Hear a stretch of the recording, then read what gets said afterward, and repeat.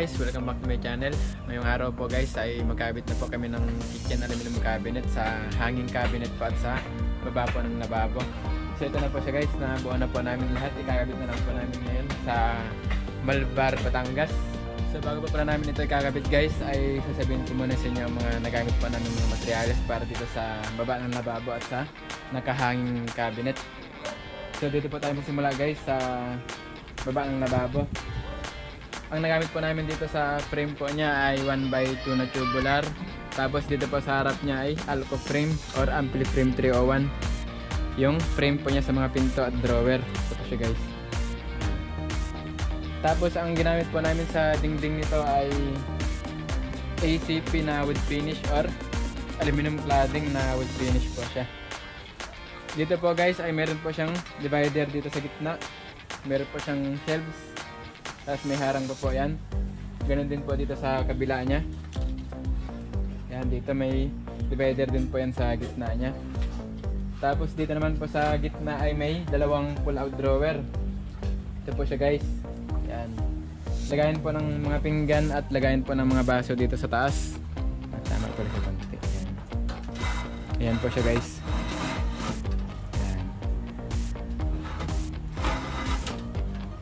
Tapos dito naman po sa kabila niya, sa tabi niya ay dalawang drawer po yan. Dito po siya. Lagyan ng mga tinidor. Kahit mga baso pwede rin po dyan. Bali dalawang drawer po yan. Dito naman po yung sa gasol po nila. Yan. Next po, doon naman po tayo sa hanging cabinet.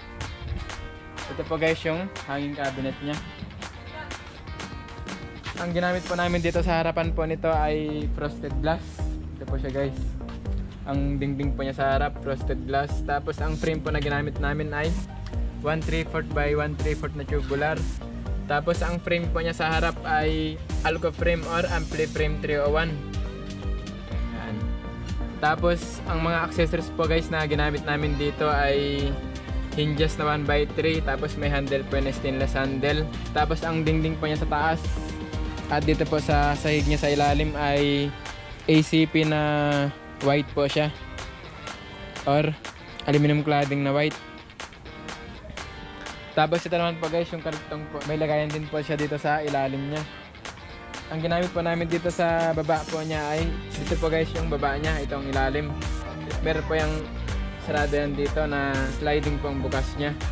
Ang ginamit po namin dito guys ay 1/3 by 1/3 na tubular. Tapos ang frame po niya sa pinto ay Alco frame or Ampli frame 301.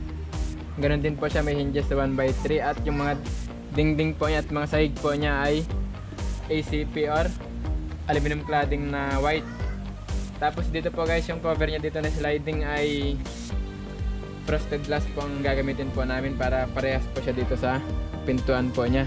Sliding naman po dito. Ang ginamit po namin dito sa frame niya sa sliding ay upper kaha po dito sa taas. Tapos sa baba naman po ay lower kaha. Ganon din po dito sa gilid niya. Lower kaha din po ang ginamit namin dyan. Tapos ang roller po na ginamit namin sa gulong niya ay plastic roller. Ito po siya guys. Yan. Ito po guys yung pintuan po niya. Yan, ito po yung nalagyan namin na pinto po niya na cover po niya dito na sliding. Yan. Ang ginamit po namin sa mga gilid po niya ay glass clip po yan. Para dito sa roller, nakapatong po kasi yan sa roller po niya dito. Yan. Tapos may divider po ito guys sa gitna niya. Dito. Yan. May hati po yan sa gitna. Ang divider po na ginamit namin ay 1x1 na tubular. Ito po siya guys. Ayan. Ito po yung divider niya sa gitna na 1x1 na tubular. Tapos ito po guys yung handle po niya na stainless. Ang ginamit po namin sa pintuan niya para kapit na kapit po siya ay magnetic catches po yan na double po siya. Taas at baba po ang lalagyan namin ng magnetic catches. Doon na po namin ilalagay sa site. So yun lang po guys ang mga nagamit po namin mga materyales at mga accessories para dito sa kitchen cabinet. So ngayon po ay i-deliver na po namin.